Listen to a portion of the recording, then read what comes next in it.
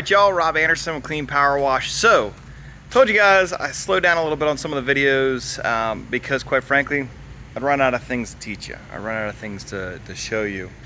But hey, business keeps going and eventually something else is going to break that I'm going to have to fix, and possibly, granted I've owned a lot of pressure washers and it's never happened before. But check this out. Do you know what this is?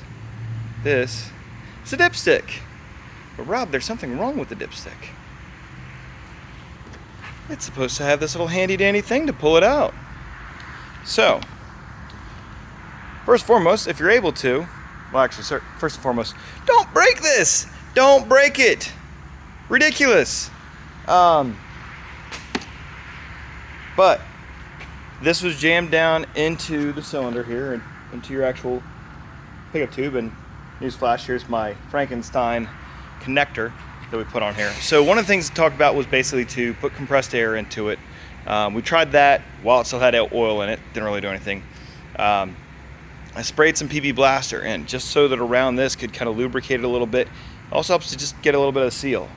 I know this is probably obvious, but down here with all these fittings, and again we just went from a 1-inch all the way with a whole lot more fittings than necessary all the way down to air hose. Now this is a bigger air hose. We got a 1/2-inch plug deal for some of our air compressor stuff. So drain the oil, had it in there. We're running the air compressor, it's still not popping out. You know, if you got one of those things that's like the compressed air, like I'm gonna call it a bang gun or whatever, but basically you can have it and it'll just unleash all the pressure all at once. That would be quite frankly one of your best bets.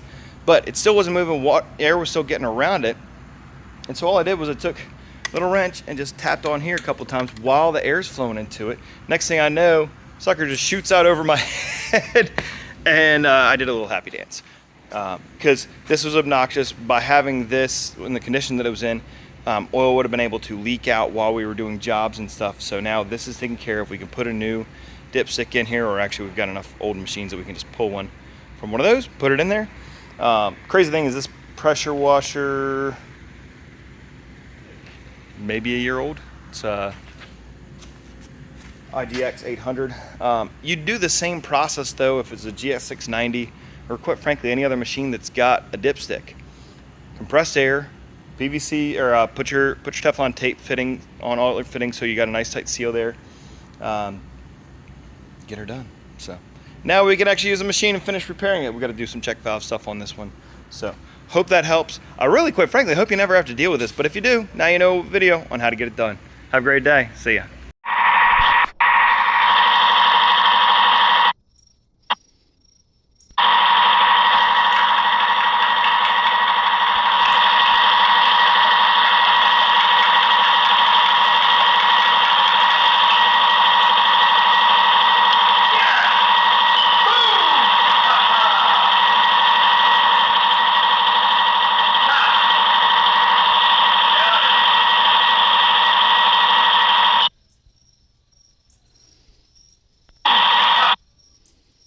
Let's see it again.